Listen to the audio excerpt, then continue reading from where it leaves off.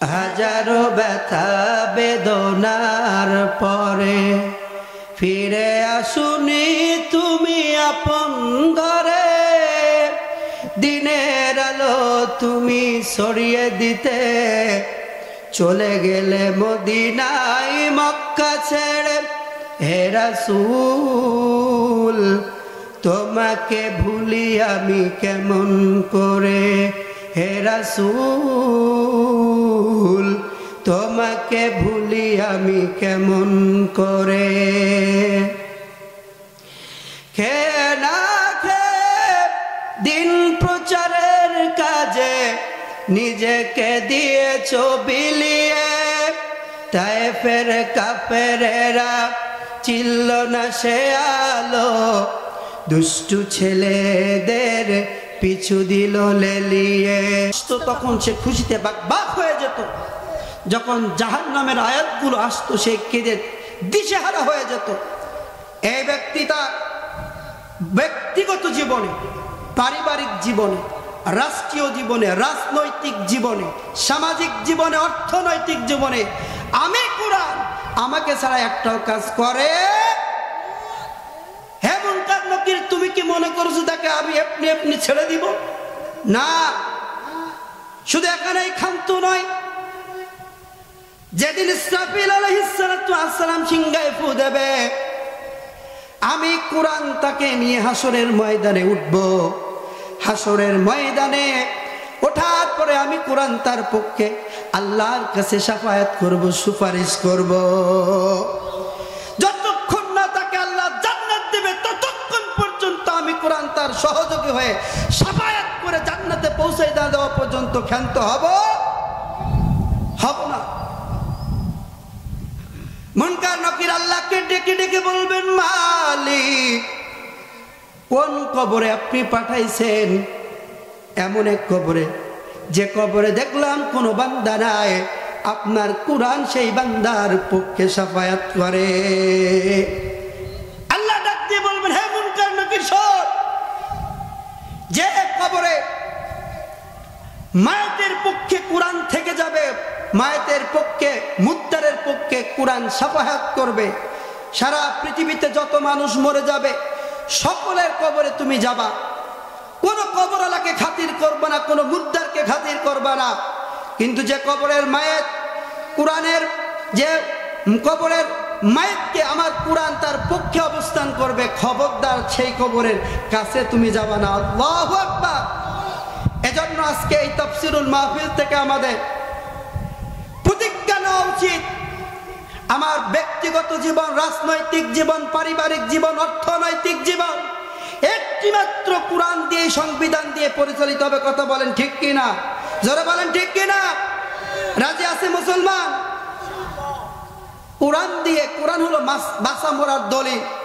এই কুরআন সাধারণ কোনো কিতাব নয়, এটা হিন্দুদের কিতাব নয়, বৌদ্ধদের কিতাব নয়, এটা মুসলমানের কিতাব নয়, অল মুসলিম না, গোটা মানব জাতির কিতাব। কথা বলেন ঠিক কিনা?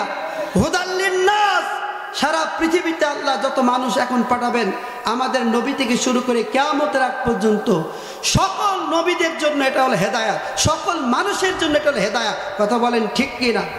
এজন্য কুরআনুল কারীমের কথা বলতে যে আজকে অনেকগুলো কথা আমার পীরের বিরুদ্ধে যেতে পারে, এই কুরআনুল কারীমের কথা বলতে যে আমার পিতার বিরুদ্ধে যেতে পারে, এই কুরআনুল কারীমের কথা বলতে যে আজকে আমার নেতার বিরুদ্ধে যেতে পারে। এরপরও কুরআনুল কারীম থেকে কথাগুলো কে কে শুনতে চাই তো হাত তুলে আল্লাহকে দেখায়া দেন।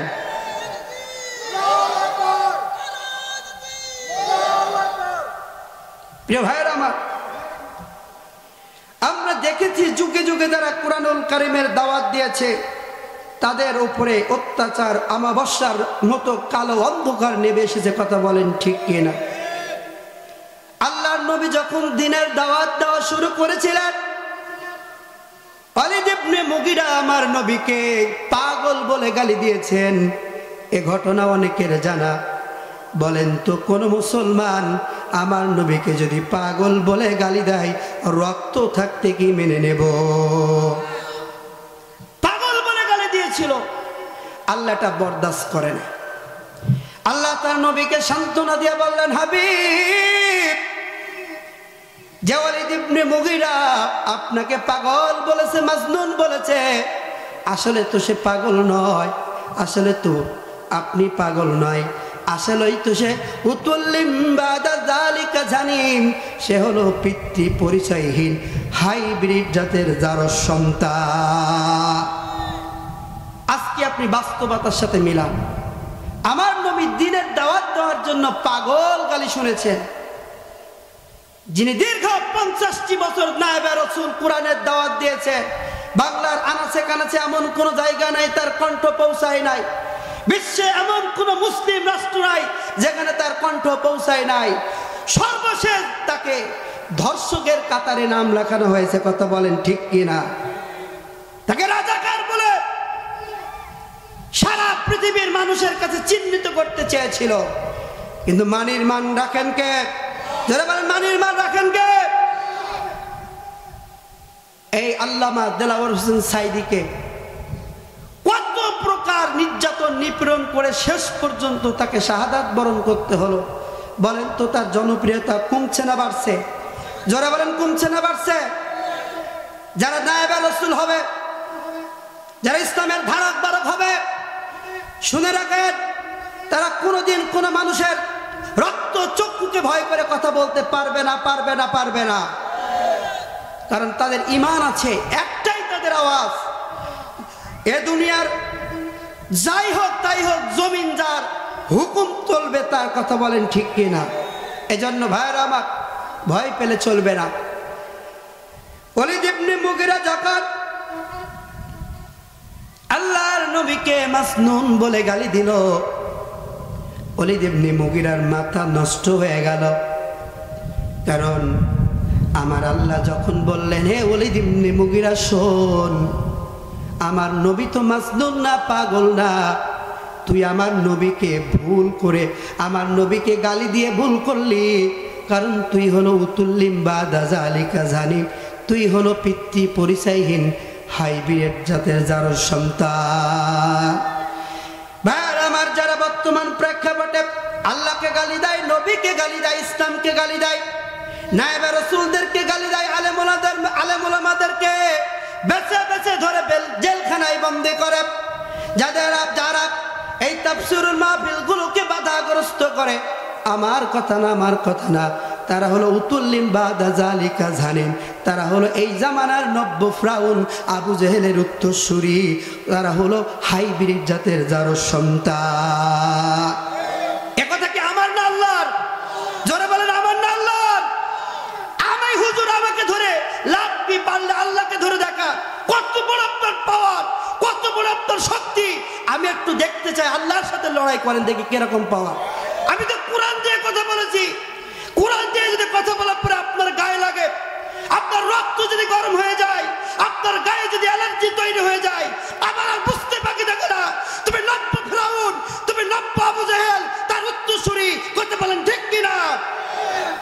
প্রিয় ভাইরা আমার, আল্লাহ বললেন, হে ওয়ালিদ ইবনে মুগীরা, তুমি তো জানো তো না ব্যক্তি না, তুমি হলো পিতৃ পরিচয়হীন জারস সন্তান। বলেন তো, যদি কোনো ব্যক্তিকে তার পিতৃ পরিচয় নিয়ে কথা বলা হয়, তার রক্ত নরম থাকে না গরম হয়ে যায়? চলে গেলেন বাড়িতে, বাড়িতে যাওয়ার পর মার ডান হাতটা চেপে ধরে বললেন, মা চলো আমার সাথে একটা জায়গায় যেতে হবে। মা ডাক দিয়ে বলে, এত হন্তদন্ত করে আমার কাছে কেন আসলি? বল কোথায় যেতে হবে, যা প্রয়োজন এখানে বল। বলে, না মা, এখানে বলা যাবে না। মার হাতটা চেপে ধরে টানতে টানতে কাবার চত্বর নিয়ে গেলেন। কাবার চত্বর নিয়ে যাওয়ার পর কাবার ওয়ালে হাতটাকে চেপে ধরে বলে, মা সব জায়গায় মানুষ মিথ্যা কথা বলতে পারে মা, এই কাবার চত্বরে কেউ মিথ্যা কথা বলতে পারে না। ও মা, আজকে একটা কথা জিজ্ঞাসা করব মা, এই কথার সত্যতা মা তুমি ছাড়া পৃথিবীর কেউ জানে না, কেউ দিতে পারবেও না মা। আব্দুল্লাহ সালে মুহাম্মদ সাল্লাল্লাহু আলাইহি ওয়াসাল্লাম আমার পিতৃ পরিচয় নিয়ে কথা তুলেছে। মা আমি একটু জানতে চাই আমার বাবাকে।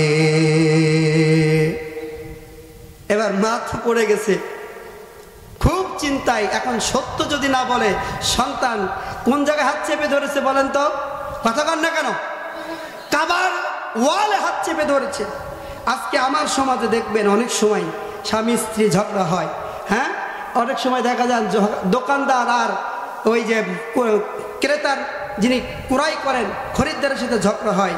অনেক সময় তারা এরকম বলে, ভাই আমি তোমার কাছে টাকা পাবো কি পাবো না এই কোরআনে হাত দিয়ে বলো, বলে কি বলে না? যিনি মুখে মিথ্যা কথা বলেছেন কিন্তু যখন কোরআনের উপর হাত রাখা হয় তার কলিজা কেঁপে যায় কি যায় না? যায়। মিথ্যা বলতে তার অন্তরে কম্পন সৃষ্টি হয়ে যায়। এখন কাবা ঘরের দেওয়ালে যখন মা হাত চেপে ধরেছে, মা তার কোনো উপায় নাই, মা বলতে বাধ্য, কিন্তু মা নীরবতা পালন করতেছে। ওলীদ ইবনে মুগীরা ডাক দিয়ে বলে, মা তুমি যদি কথা না বলো আমি মনে করব আব্দুল্লাহ ছেলে মোহাম্মদ যেটা বলেছে সেটা আসলে সত্য। মা কথা বলুক আর না বলুক, বলেন তা আসলে এই কথা সত্য কিনা? সত্য। মা বললেন, ওলীদ ইবনে মুগীরা শোন, মুগীরা রে, ও ওলীদ তুই শোন, তোর বাবা মুগীরা এই মক্কার একজন প্রচন্ড ধনী ব্যক্তি ছিল, প্রভাবশালী প্রতিপত্তি ছিল, তার সম্পদের অভাব ছিল না, ক্ষমতার অভাব ছিল না। যেদিন তোর বাবার সাথে আমার বিবাহ হয়, বাসর ঘরে তোর বাবা লক্ষ লক্ষ মানুষকে দাওয়াত করে খাওয়ায়, বন্ধু বান্ধবের অভাব ছিল না, এত শান শৌকাত তোর বাবার ছিল, চাকর বাকরের অভাব ছিল না, রাখালের অভাব ছিল না, কিন্তু দাস দাসীর অভাব ছিল না। আমাকে বিবাহ করার পর যখন বাসর ঘরে আমার সাথে আসলো, আমার কাছে থাকলো, হঠাৎ করে তোর বাবার একটা রোগ তৈরি হয়ে গেল, যার কারণে তোর বাবা যৌন শক্তি হারায়া ফেললো, আমার সাথে আর কখনো মেলামেশা করতে পারলো না। আমি ভাবলাম এই মক্কা ভূখণ্ডে তোর বাবাকে ছেড়ে আমি চলে যাব, কারণ একটা মহিলা স্বামীর কাছ থেকে কিচ্ছু চায় না, সবচেয়ে যেটা বেশি চাই আদর আর ভালোবাসা। কথা বলেন ঠিক কিনা? যেটা আমি পাই না এটার থেকে আমার লাভ নাই। হঠাৎ করে আমি ভাবলাম এটা তো আমি বাইরে থেকেও মেটাইতে পারবো, কিন্তু তোর বাবার যে প্রতিপত্তি সম্পদ নাম ডাম সারা পৃথিবীতে ছড়িয়ে আছে, এটা আমি কোথায় গেলে পাবো না। এজন্য ধৈর্য সহকারে তোর বাবার সাথে আমি থাকতে শুরু করলাম। কিন্তু আমি তো একটা মহিলা, জৈবিক চাহিদা আমার তো আছে, কিন্তু তোর বাবা যখন পূরণ করতে পারলো না, তোর বাবার রাখালের সাথে আমার একটা অনৈতিক সম্পর্ক হয়ে গেল, আমি তার সাথে খারাপ কাজে জড়িয়ে পড়লাম। ও মুগীরা, ওলীদ শোন, তোর বাবা মুগীরা আসলে প্রকৃত তোর বাবা না, তোর বাবা হলো তোর বাবার রাখাল কর্মচারী অমুক ব্যক্তি। আসলেই আব্দুল্লাহ ছেলে মোহাম্মদ যেটা বলেছে মিথ্যা বলে নাই, সত্য বলেছে। আল্লাহু আকবার। এজন্য সাবধান, আল্লাহকে নিয়ে কটূক্তি করবে, আল্লাহকে নিয়ে বাজে মন্তব্য করবে, নবীকে নিয়ে কটূক্তি করবেন, ইসলামকে নিয়ে কটূক্তি করবেন, দাড়িকে নিয়ে কটূক্তি করবেন, বাজে মন্তব্য করবেন, যারাই করবে খোঁজ নিয়ে দেখেন ওয়াল্লাহি বিল্লাহি তাল্লাহি তাদের রক্তে সমস্যা আছে। কথা বলেন ঠিক কিনা? তাদের রক্ত যদি ডিএনএ টেস্ট করা হয়, আমি বিশ্বাস করেন আমি হলফ করে বলতে পারি ওলীদ ইবনে মুগীরা তার রক্তে কোনো পার্থক্য নাই নাই নাই। প্রিয় ভাইয়ের আমার, এজন্য আজকে আমরা কুরআনুল কারীম থেকে কথা শুনতে রাজি আছি না নাই? জোরে বলেন আছি। একটু জিকির করি, লা ইলাহা ইল্লাল্লাহ।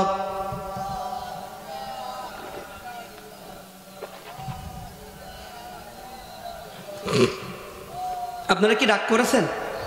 কষ্ট পাচ্ছেন? আমি কি শেষ করে দেব? আপনাদের আওয়াজ শুনে মনে হচ্ছে যে আপনাদের খুব ঘুম পাচ্ছে, কষ্ট হচ্ছে। একটু জোরে বলেন, লা ইলাহা ইল্লাল্লাহ, লা ইলাহা ইল্লাল্লাহ।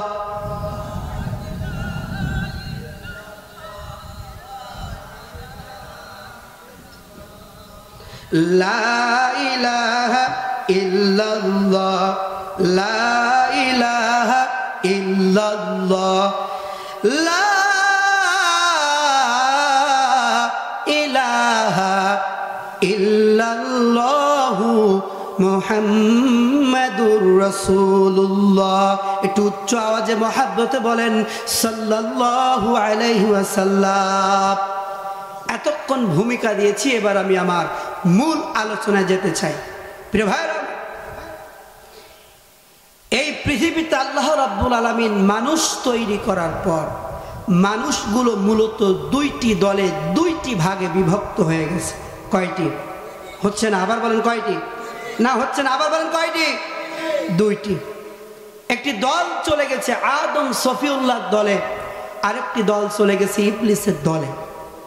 একটি দল চলে গেছে মুসা আলাইহিস সালাতু ওয়াস সালামের দলে, আরেকটি দল চলে গেছে ফিরাউনের দলে। একটি দল চলে গেছে নবী ইব্রাহিম আলাইহিস সালাতু ওয়াস সালামের দলে, আরেকটি দল চলে গেছে নমরুদের দলে। একটি দল চলে গেছে আবু জাহেলের দলে, আরেকটি দল চলে গেছে রাহমাতুল লিল আলামিন বিশ্ব নবী রাহমাতুল লিল আলামিন মুহাম্মাদুর রাসূলুল্লাহ সাল্লাল্লাহু আলাইহি ওয়াসাল্লামের দলে। আমরা আল্লাহর দলে, রাসূলের দলে, কোরআনের দলে থাকতে চাই মুসলমান, থাকতে চাই মুসলমান। তাহলে দল কয়টি বলেন? দুইটি। একটি দল চলে গেছে জান্নাতে, আরেকটি দল চলে গেছে জাহান্নামে। দল যেমন দুইটি, পথ তেমন দুইটি, গন্তব্য। আল্লাহ রাব্বুল আলামিন বলেন ফারিকুম ফিল জান্নাতি ওয়া ফারিকুম ফিস সাইর।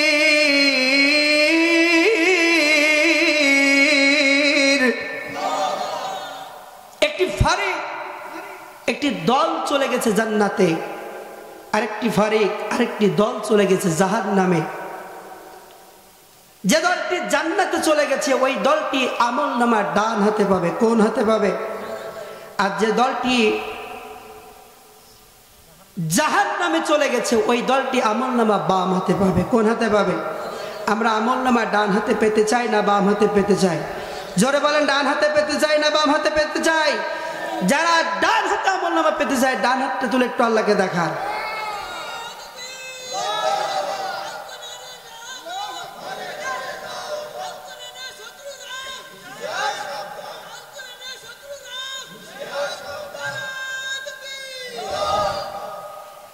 যারা ডান হাতে আমলনামা পেয়ে যাবে তারা আনন্দে আত্মহারা হয়ে যাবে, খুশির ঠেলায় বাবার কাছে চলে যাবে, মার কাছে চলে যাবে, বিবির কাছে চলে যাবে, সন্তানের কাছে চলে যাবে। আর ডাক দিয়ে দিয়ে বলবে দেখো দেখো দেখো আমার আমলনামা কত সুন্দর, আমার আমলনামায় লেখা আছে আমি জান্নাতি। খুশি বা হবে না কেন? এটা তো চারটেখানির ব্যাপার না, কারণ ডান হাতে আমলনামা পাওয়া মানে জান্নাতের সার্টিফিকেট পাওয়া। কথা বলেন ঠিক কিনা? এই মাসের গত 12 তারিখ সবাই আমরা জানি বাংলাদেশে এসএসসি পরীক্ষার রেজাল্ট দিয়েছে। এই আপনাদের এলাকা বরেয়া গ্রামে অনেক ছাত্রছাত্রীরাও পরীক্ষা দিয়েছিল। কথা বলেন ঠিক কিনা? অনেকে গোল্ডেন প্লাস পেয়েছে, জিপিএ 5 পেয়েছে। যারা গোল্ডেন প্লাস পেয়েছে, জিপিএ 5 পেয়েছে, বলেন তো খুশি না বেজার? জোরে বলেন খুশি না বেজার? এই ছাত্রছাত্রী অভিভাবক যারা মিষ্টি কিনে নিয়ে এসেছে, গ্রামের সকলকে বিতরণ করেছে।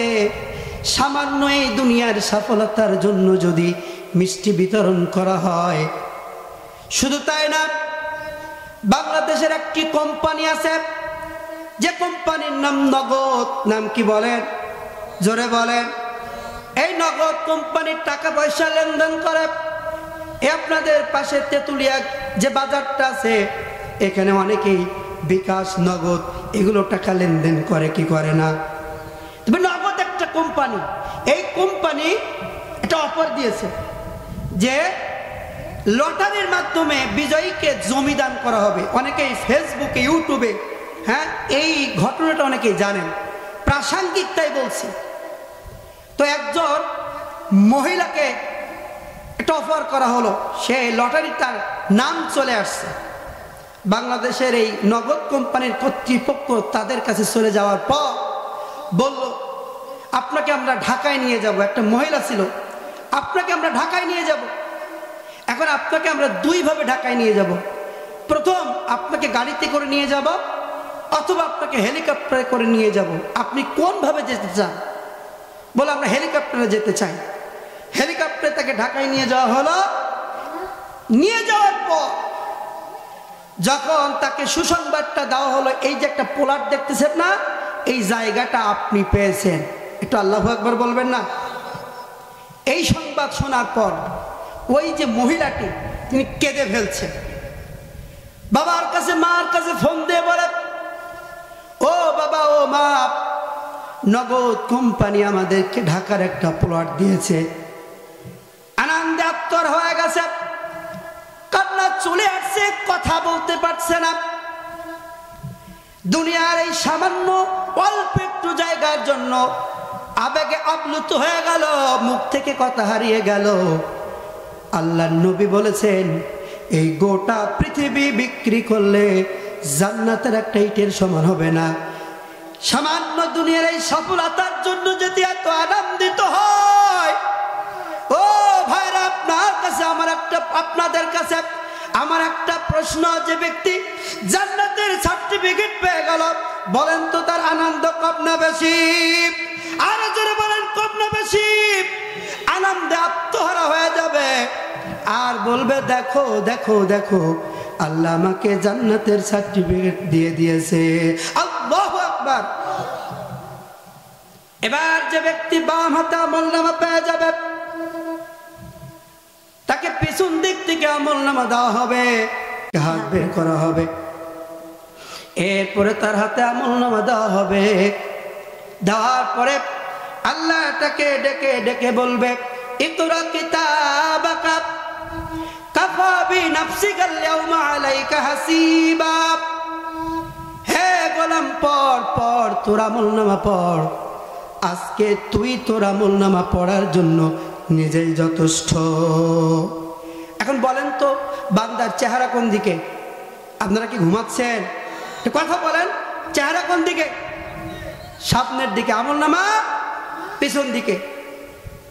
সামনের দিকে চেহারা থাকলে পিছন দিকে পড়া যায়? পড়া যায়? বান্দা আল্লাহকে ডেকে ডেকে বলবে, মালিক, আমলনামা আপনি আমাকে দিয়েছেন পিছন দিকে, আমার চেহারা তো সামনের দিকে, কিভাবে পড়ব?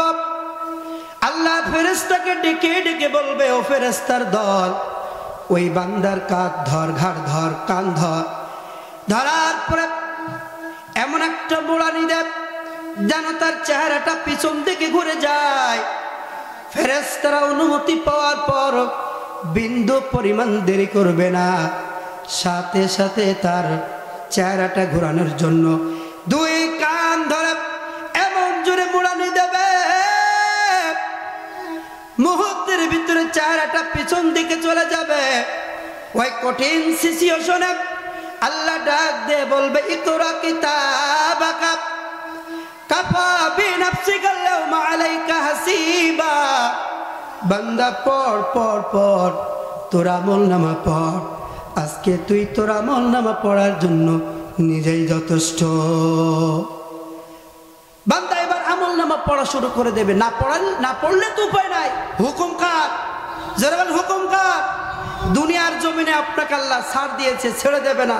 আপনি নামাজ পড়লেন না, কেউ কিছু না বললেও আপনি ছাড় পেয়ে যাচ্ছেন। হ্যাঁ, অন্যের সম্পদ, অনেক কিছু খারাপ কাজ করছেন, ছাড় পেয়ে যাচ্ছেন, রবের হুকুম পালন করতেছেন না। কিন্তু ওই সময় আপনি কি রবের হুকুম পালন না করে থাকতে পারবে? উপায় না। বান্দা আমলনামা পড়া শুরু করে দেবে আর দেখবে, হাই হাই, এটা কি আমলনামা! জীবনে যত ছোট বড় অন্যায়, যত কাজ করেছি সব লেখা। হ্যাঁ, দিনের বেলার মতো একদম পরিষ্কার পরিচ্ছন্ন সব লেখা। আল্লাহ রাব্বুল আলামিন কুরআনুল কারীমে জানাচ্ছেন, ওয়া ইয়াকুলুনা ইয়া ওয়াইলাতানা মালি হাযাল কিতাব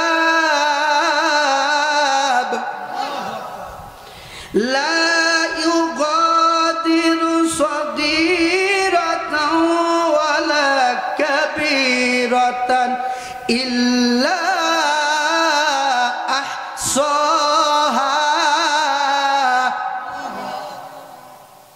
ওই পাপী ডেকে ডেকে বলবে, হায় হায়, এটা কেমন আমলনামা, কেমন খাতা, কেমন কিতাব।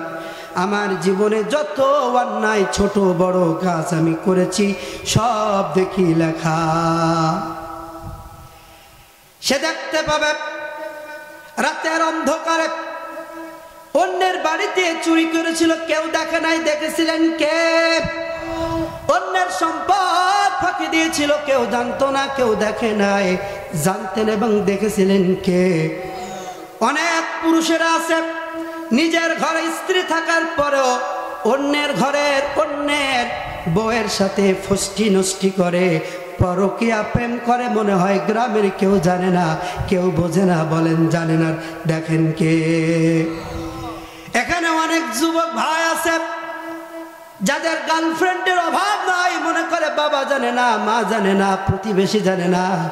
বলেন তো জানেন কে? কেউ যেটা জানে না, কেউ যেটা দেখে না, দেখেন কে? মানুষের গণতান্ত্রিক অধিকার ভোট। ভোট হলো মানুষের আমানত। অনেকেই দেখা যায় ভোটের আগের দিন রাতের বেলায় ভোটগুলো সব হয়ে যায়, মনে করে কেউ জানে না, কেউ দেখে নাই। বলেন তো দেখেন কে? বিশ্বাস করে আমি এই দেশের একজন স্বাধীন নাগরিক, আমি ভারত থেকে ভেসে আসি নাই। এদেশে আমার পৈতৃক সম্পত্তি সম্পদ, এদেশে আপনার যেমন অধিকার আছে আমারও তেমন অধিকার আছে। বিশ্বাস করে আমি এখনো পর্যন্ত ভোট দিতে পারি নাই। ভোট দিতে যাওয়ার আগের দিন রাতে দেখি ফেরেশতারা আমার ভোটগুলো দিয়ে চলে যায়। আপনাদের এলাকায় মনে হয় সিস্টেম নাই? হ্যাঁ, ফেরেশতারা যে ভোট দেয়, আশ্চর্য ব্যাপার। আমার ভোট আমি দেব, যাকে খুশি তাকে দেব, এটাই তো স্লোগান। আমার ভোট যদি আপনি দেন, আমার ভোট দেওয়ার আগে যদি আপনি ভোট দিয়ে ফেলেন, মনে করেন আমি কি ছেড়ে দিব? হয়তো দুনিয়ায় আমার ক্ষমতা নাই, আমি হুজুর মানুষ, কিন্তু আল্লাহর নামের কসম করে বলছি, হাসরের ময়দানে আপনি উঠবেন, আমি উঠবেন, আমি উঠব। ওই দিন আমার ভোট আপনি দিয়েছেন, এর জবাব না দেওয়া পর্যন্ত এক কদম নড়তে দেব না। কথা বলেন ঠিক কিনা? আমি চাই, আপনিও চান, এদেশ যারাই ক্ষমতায় আসুক না কেন সুষ্ঠুভাবে সুন্দরভাবে জনগণের ভোটের মাধ্যমে আসুক। কথা বলেন ঠিক কিনা? এজন্য ভাইয়েরা আমার, রাতের অন্ধকারে আপনি ভোট দিয়েছিলেন, কেউ দেখে নাই, দেখেছিলেন কে? এই গলা গলা যখন তার আমলনামায় লেখা থাকবে, সে কৌশল করবে, ফন্দি করবে, আর বলবে, আল্লাহ এ আমলনামা আমার না, আপনার ফেরেশতারা ভুল করে আমাকে দিয়েছে। কি করবে? কৌশল করবে। কি করবে বলেন তো? আল্লাহর মতো কৌশল এই পৃথিবীতে কেউ আছে? যারা বলেন আছে? ওয়া মাকারু ওয়া মাকারাল্লাহ ওয়াল্লাহু খায়রুল মাকিরিন। আল্লাহ বলবে, দুনিয়ার জমিনে তুই আমাকে ধোঁকা দিয়ে বোকা বানানোর চেষ্টা করেছিলি, মনে করেছিলি কেউ জানে না। বিশ্বাস কর, আজকে তুই আমাকে ধোঁকা দিয়ে বোকা বানাইতে পারবি? যারা বলেন পারবে, আরো যারা বলেন পারবে, পারবে না। অস্বীকার যখন করবে, বলবে আমলনামা আমার না, আল্লাহ তার মুখে মোহর মেরে দেবে, তার হাত আল্লাহর সাথে কথা বলবে, পা সাক্ষ্য দেবে সে কি কি কাজ করেছিল। আল্লাহু আকবার বলেন। আল ইয়াউমা নাখতিমু আলা আফওয়াহিহিম ওয়া তুকাল্লিমুনা আইদিহিম ওয়া তাশহাদু আরজুলুহুম বিমা কানু ইয়াকসিবুন।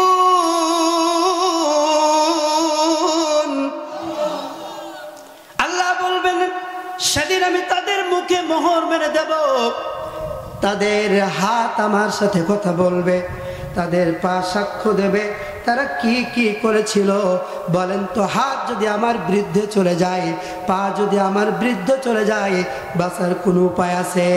পালানোর কোনো উপায় আছে? জোরে বলেন, পালানোর কোনো উপায় আছে? পালাবা কোথায় তুমি, ভাগবা কোথায়? বলেন না, পালাবা কোথায় তুমি, ভাগবা কোথায়?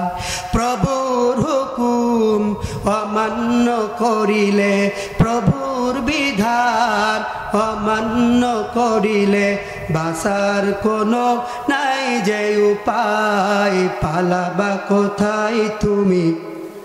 জোরে বলেন না, পালাবা কোথায় তুমি, পালাবা কোথায় তুমি, ভাগবা কোথায়? এই দুনিয়ায় থাকতে তুমি প্রভুর হুকুম মানো না। যারা দিয়েছিল কুরআনের দাওয়াত, তাদেরকে ধরে রেখেছিলে জেলখানায়। কথা বলো না। এই দুনিয়ায় থাকতে তুমি প্রভুর হুকুম মানো নাই।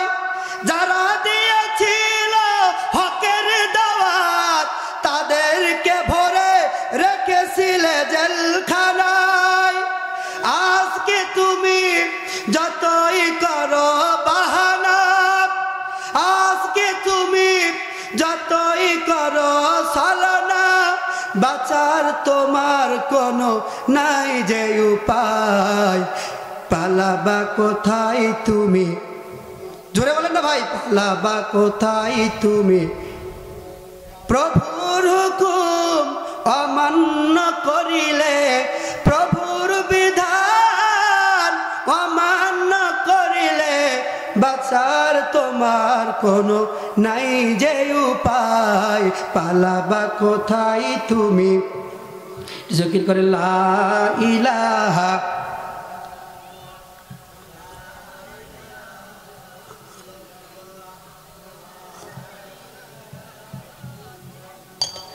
লা ইলাহা ইল্লাল্লাহ,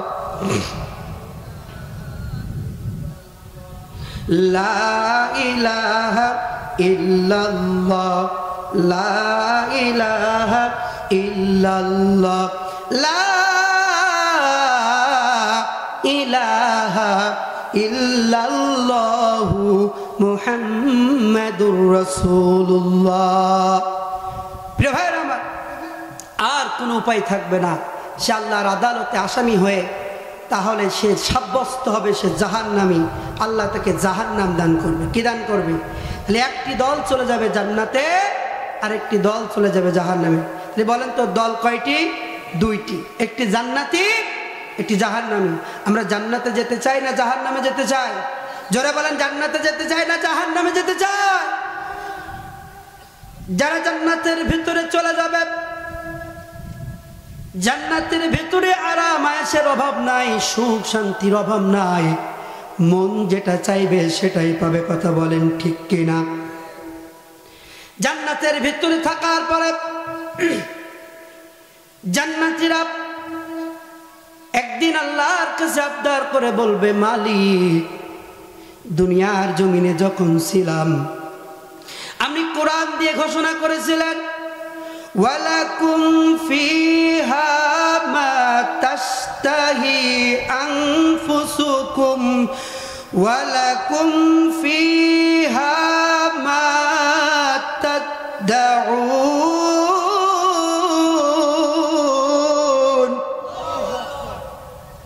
ও জান্নাতীরা শোনো, জান্নাতের ভিতরে যখন যাবা, আমি দুনিয়ায় কোরআন দিয়ে ঘোষণা দিয়েছিলাম, তোমরা জান্নাতের ভিতরে যা যা চাবা আমি আল্লাহ তাই তাই দেব।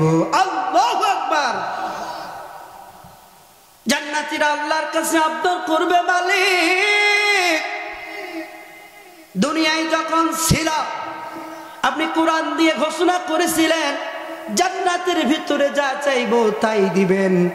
আজকে আমাদের মনের ভিতরে একটা কামনা বাসনা, খুব উকি ঝুঁকি মারতেছে, সেটা হলো আমরা আজকে একটু জাহান্নামীদের দেখতে চাই। কাদের দেখতে চাই?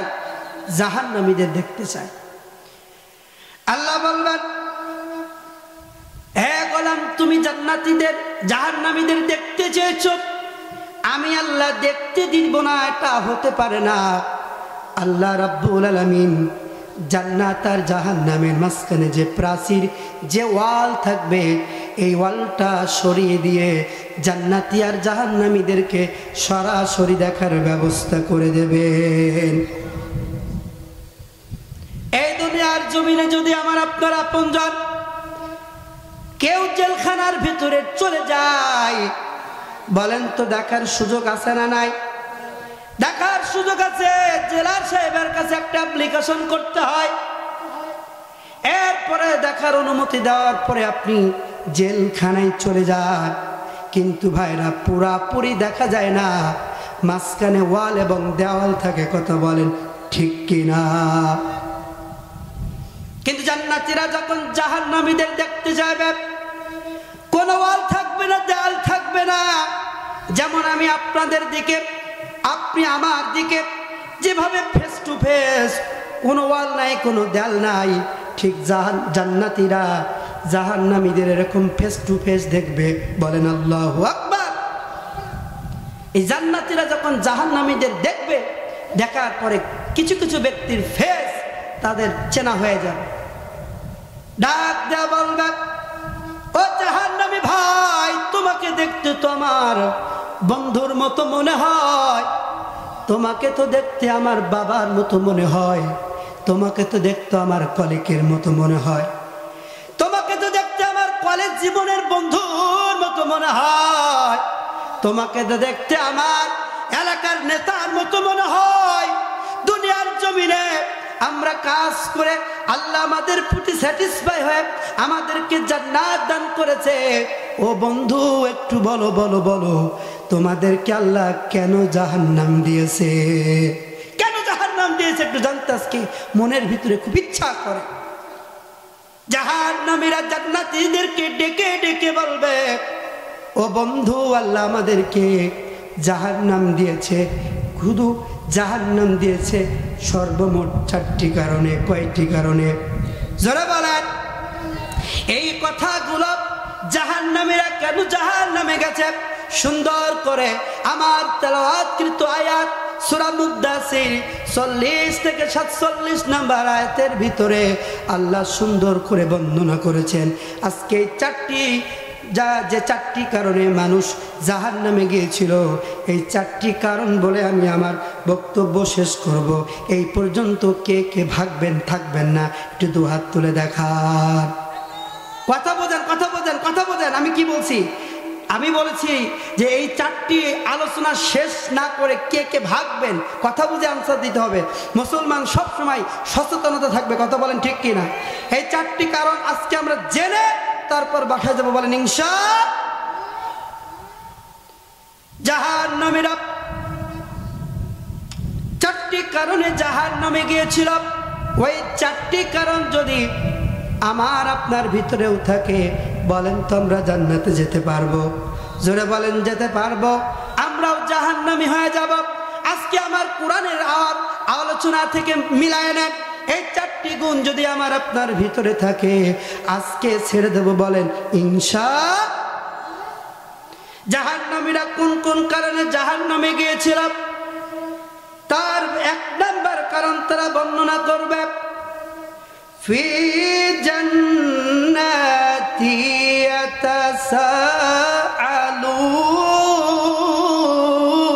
ইয়াতাসাআলুন আনিল মুজরিমিনা মা সালাকাকুম ফি সাকার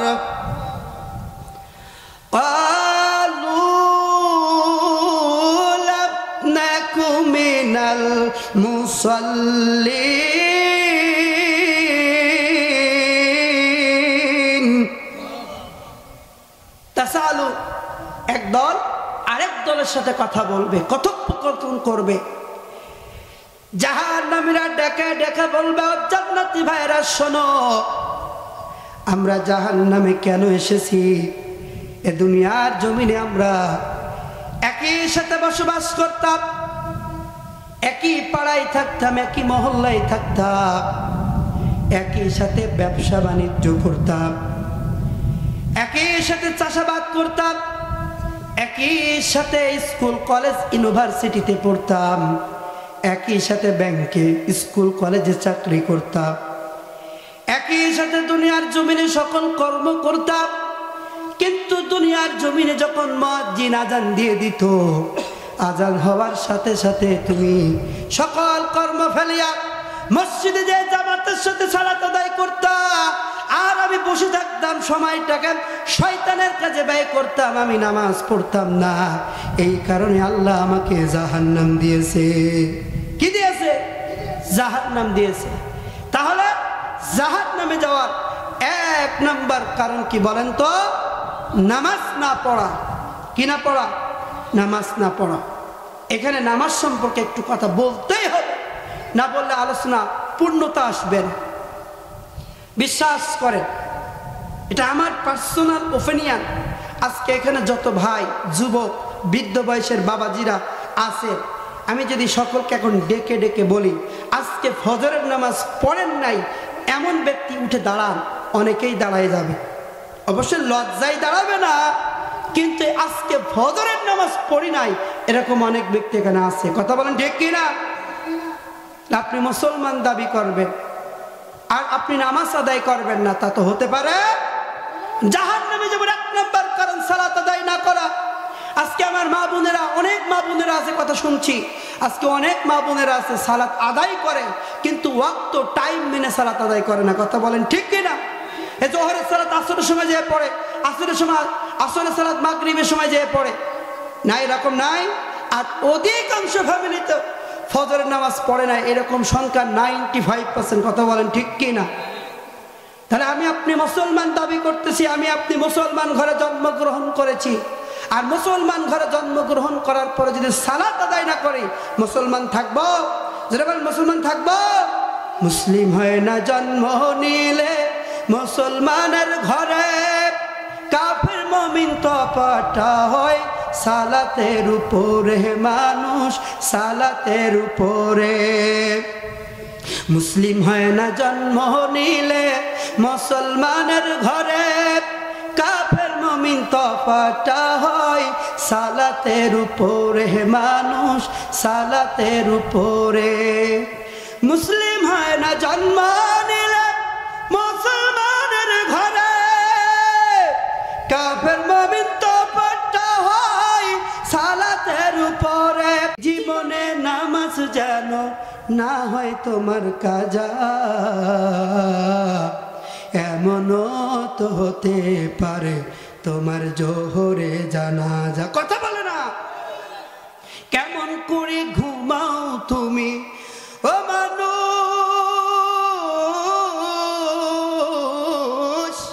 কেমন করে ঘুমাও তুমি ফজর করে কাজা, এমনও তো হতে পারে তোমার জোহরে জানাজা। কথা ঠিক কিনা? এমনও তো হতে পারে জোহরে জানাজা।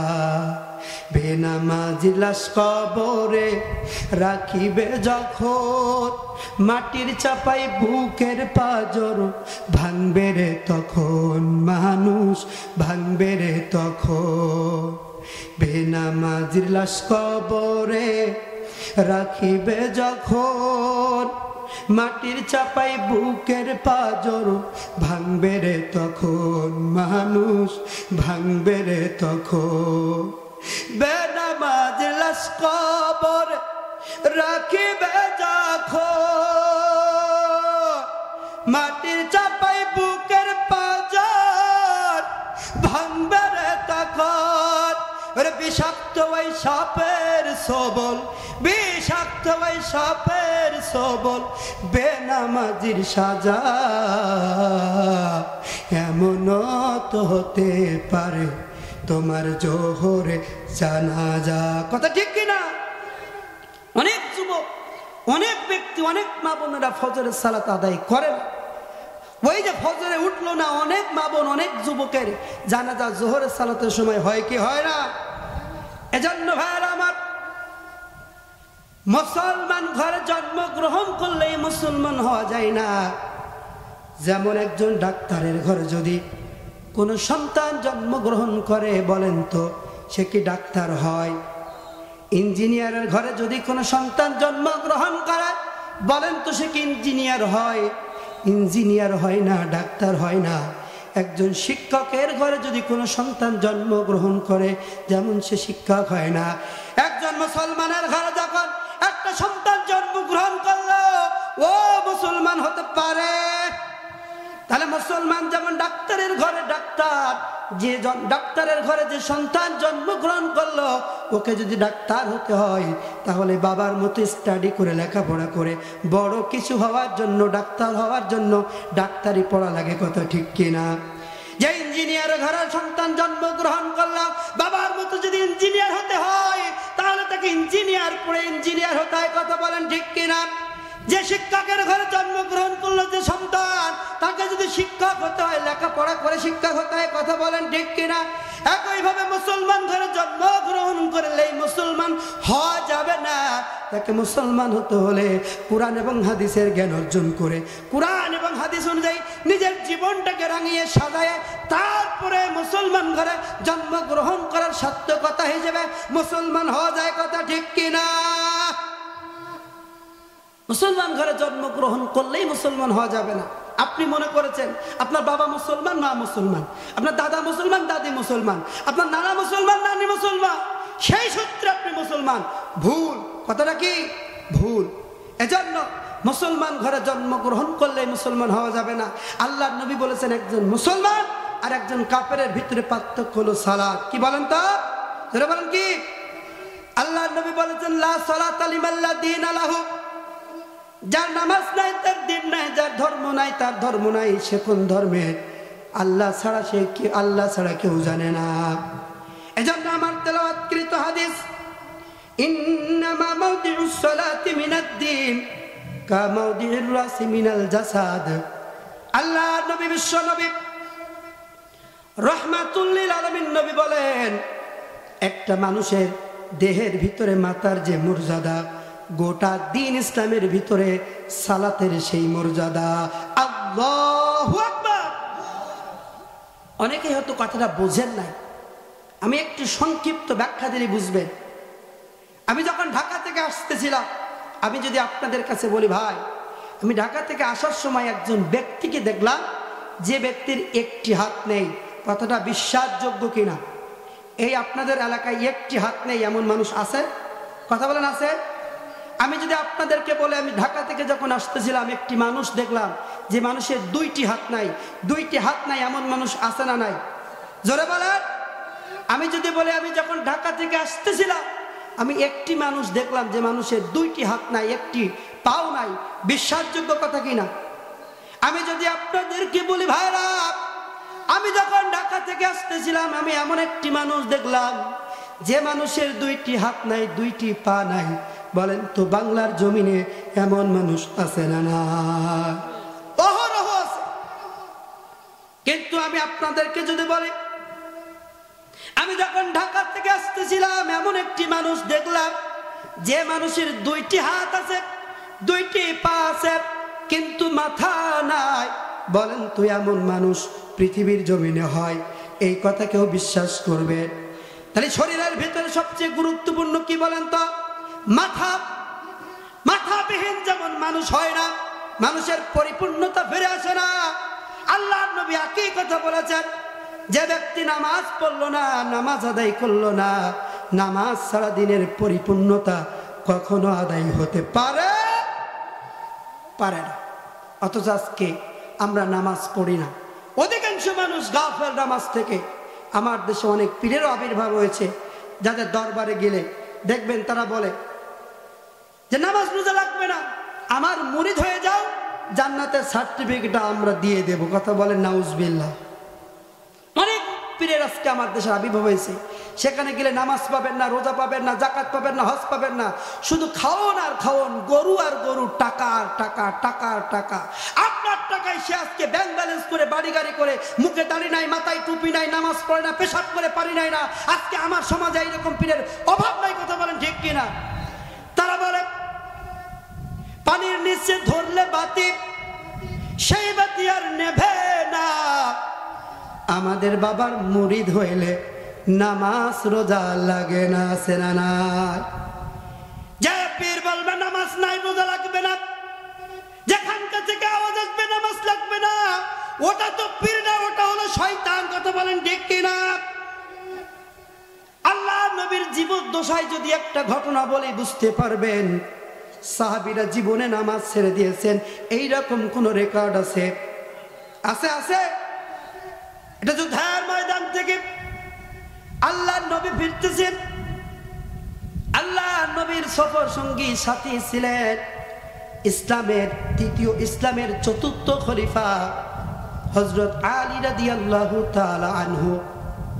যুদ্ধের ময়দান থেকে ফিরতেছেন, মরুভূমি এলাকা, প্রচন্ড গরম, পাহাড়ি এলাকা, এলোমেলো পথ, ছায়াযুক্ত কোনো জায়গা নাই, কষ্ট হয়ে যাচ্ছে। আল্লাহর নবী আলীকে ডেকে বলে, ও আলী, গরম তো সহ্য করা যায় না, তুমি একটা তাঁবু টানাও, আমরা তাঁবুর ভিতরে একটু বিশ্রাম নেই, তারপরে আবার রওনা দেব। আপনাদের কি কষ্ট হচ্ছে? আমি কি বয়ান শেষ করে মোনাজাত দিয়ে দেব? আলী রাদিয়াল্লাহু তাআলা আনহু একটা তাঁবু টানালেন।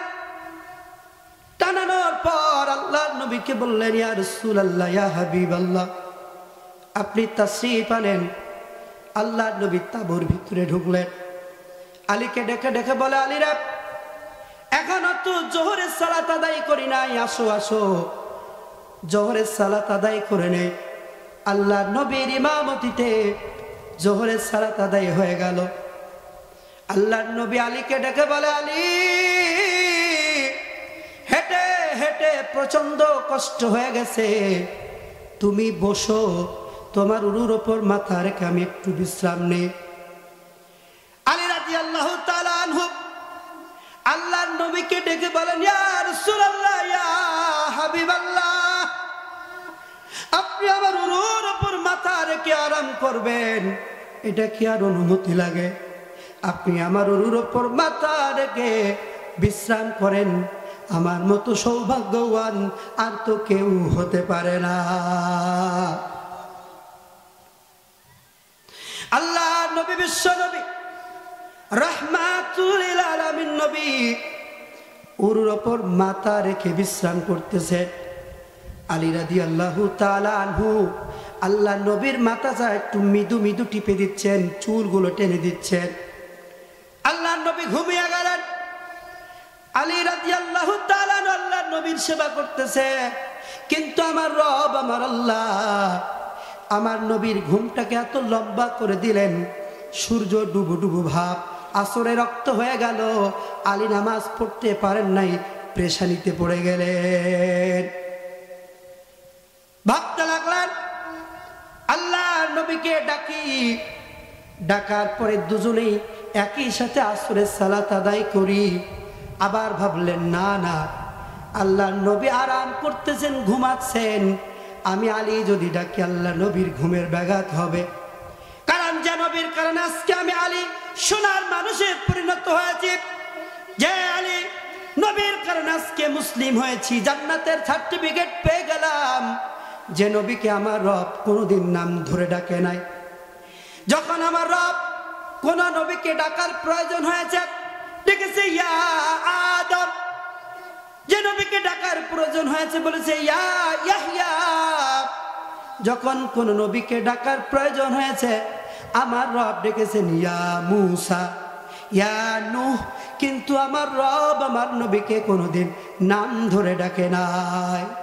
যখনই আমার নবীকে ডাকার প্রয়োজন হয়েছে, ডেকেছেন ইয়া আইয়ুহাল মুজাম্মিল। যখনই ডাকার প্রয়োজন হয়েছে, তখনই ডেকেছেন ইয়া আইয়ুহাল মুদ্দাসসির। যখনই আমার নবীকে ডাকার প্রয়োজন হয়েছে, আমার আল্লাহ ডেকেছেন ইয়াসিন। যখনই ডাকার প্রয়োজন হয়েছে আমার নবীকে আমার আল্লাহ ডেকেছেন তোহা। আমার আল্লাহ আমার নবীর নাম ধরে ডাকে নাই। আমি আলী কিভাবে আমার নবীর নাম ধরে ডাকব? সম্ভব না। কিন্তু তো সূর্য ডুবে যায়, আমি নামাজ পড়তে পারি নাই, আল্লাহর নবী নামাজ পড়তে পারেন নাই। এজন্য আলী রাদিয়াল্লাহু তাআলা আনহুর চোখ দিয়ে দর দর করে কিছু পানি পড়ে আল্লাহর নবীর চেহারা মুবারকে পড়ে যায়। আল্লাহু আকবার। সাথে সাথে আল্লাহর নবীর ঘুম ভেঙে গেল। ডাক দিয়ে বলো, আলী কাঁদো কেন? কি হয়েছে? কোন শত্রু কি আক্রমণ করেছে? কোন হিংস্র প্রাণী কি আক্রমণ করেছে? আলী রাদিয়াল্লাহু তাআলা আনহু বলে, ইয়া রাসূলুল্লাহ, ইয়া হাবিবাল্লাহ, কোন শত্রু আক্রমণ করে নাই, কোন হিংস্র প্রাণী কামড় দেয় নাই, আক্রমণ করে নাই। আল্লাহর নবী ডাক দিয়ে বলে, ও আলী কেন তাহলে কেন কাঁদো বলো? আলী রাদিয়াল্লাহু তাআলা আনহু ডাক দিয়ে বলে, ইয়া রাসূলুল্লাহ, ইয়া হাবিবাল্লাহ, আপনি একটু পশ্চিম আকাশে নজর করে দেখুন, সূর্য ডুবে ডুবে ভাব। আমি আসরের সালাত পড়তে পারি নাই, আপনি আসরের সালাত পড়তে পারেন নাই। এজন্য আসরের নামাজ না পড়ার কারণে শরীরের ভিতরে জোশ তৈরি হয়ে গেল, সহ্য হলো না, আপনাকে ডাকতে পারি নাই। এজন্য চোখ দিয়ে দর দর করে পানি নেমে আসলো। বলেন আল্লাহু আকবার। নামাজ কাজা হয় নাই, নামাজ কাজা হয়ে যাচ্ছিল, এজন্য চোখ দিয়ে দর দর করে পানি নেমে আসলো। আর প্রিয় ভাইরা, আমাদের জীবনে আমাদের কত ওয়াক্ত নামাজ কাজা হয়ে গেল, কোনো হিসেব নাই। একটা দিনও অনুশোচনা তো দূরের কথা, চোখ দিয়ে কোনোদিন এক ফোঁটা পানি বের হয় নাই। কথা ঠিক কিনা? হার হামেশা আজকে আমরা বাজারে গল্প করে নামাজে রক্ত চলে যায়, নামাজ পড়ি না। সকালে ফজরে ঘুমিয়ে থাকি, নামাজ পড়ি না। আজকে হার হামেশায় চায়ের দোকানে আড্ডা দেয়, নামাজ পড়ি না। এইরকম মুসল্লি নাই।